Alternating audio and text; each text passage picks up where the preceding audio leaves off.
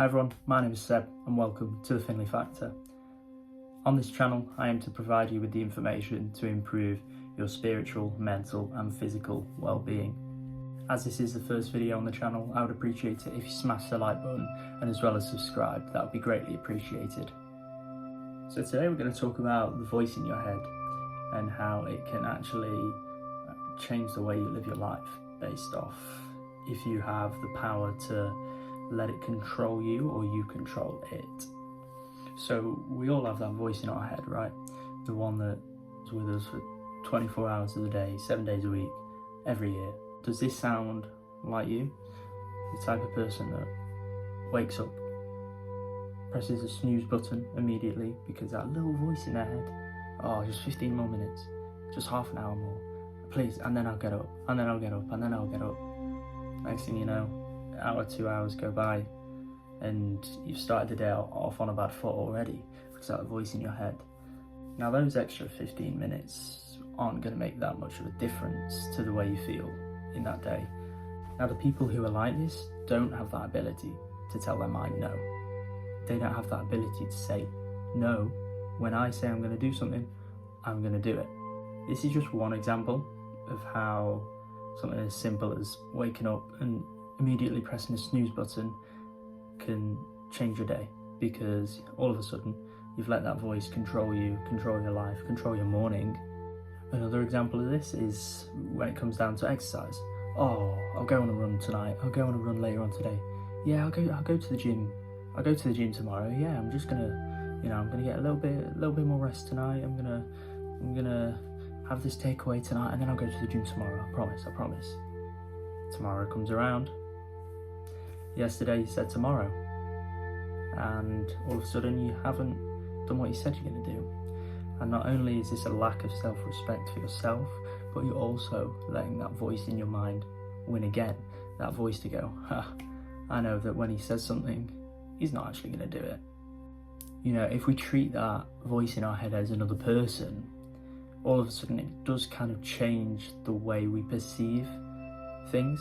So instead of that morning alarm clock example, as opposed to seeing it as a voice in your head, what if someone came into your room in the morning and was like, no, just get 15 more minutes, and that telling you like, shh, no, putting a damper on your progress, on your motivation, on your goals, aspirations, your life.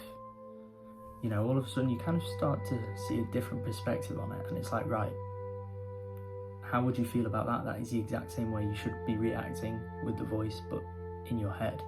So like with most things related to improving any aspect of your life, it takes time, takes effort, and you just got to trust it. A lot of people make the mistake of going from 0 to 100 really quick, saying, yeah, I'm gonna become really fit this year, etc.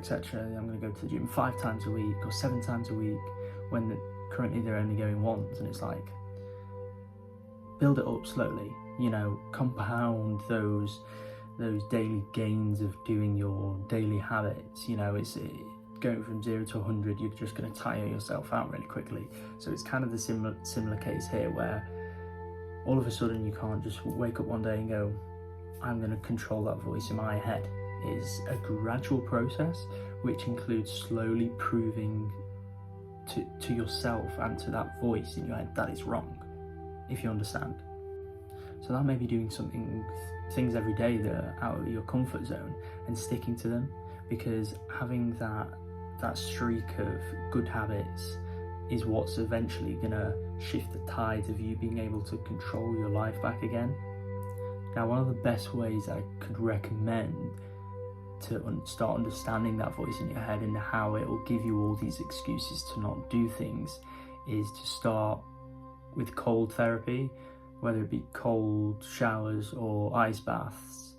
Then you will find out how your mind will try and get you out of a situation and provide you with all these excuses to try and set you back and tell you why something isn't good for you, just because the mind and the body will get out of its comfort zones. Cold showers are the best because when you're in that nice warm shower everything's nice, everything's warm, you're comfortable, and all of a sudden you turn it to cold. Everything just goes into a shock, your mind, your body, breathing, and then your mind will be telling you, get out of this session, get out, you know, turn it back to hot, or completely get out of the shower, you know. And that's where your mind is in this absolutely panicked state, and that's when you'll really start to learn about what it is and what are the things that your mind is already almost puppeting you with to kind of make it want what it wants. So start small.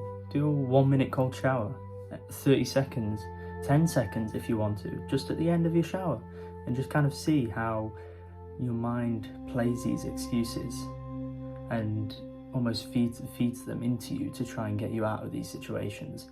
And you'll start to notice it. And when you start to notice it, you can start to see it for what it is and being like, oh my God, if you're controlling just this one thing, how much else in my life are you controlling? From waking up, from showering, maybe it's in your work, your physical health, all these things you may not even know. Over time, and once you have enough proof to yourself that you can do it, it just diminishes that voice, and it becomes less and less and less meaningful. And then you have that proof and that confidence within yourself that, yeah, I actually can do this because I've done it for the past 6 months, or I've done it for the past month. And you have that proof to say, you told me that, mind you told me that I couldn't do this back then, yeah. How come I've been doing it for the past month, 6 months, year, 3 years? Once you have that knowledge or that belief in yourself that you can do these things, it starts to become, mind starts to become not your enemy, but also almost like your friend. So yeah, that's kind of my opinion on the voice inside your head, especially for me. Anyway, it could be different for you.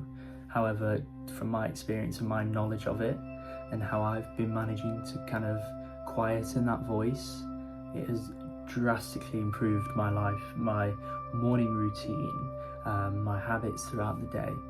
And yeah, I just wanted to share this information because I think it's a really, really useful part of your mindfulness practice, is being able to understand your mind in different ways, and this is one of them. So yeah, that's all I want to say for this video. I hope you've enjoyed it, and as I said, this is the first video on this channel, so I'd really appreciate it if you try and share it, give it a like, subscribe, to try and help the algorithm and help me out, because I really want to grow this channel and start giving you the content and the information, because I love talking about this type of stuff. And yeah, if you feel the same way, if you have a different opinion, put it in the comments below. I'd love to have a chat with you about it. It'll be great.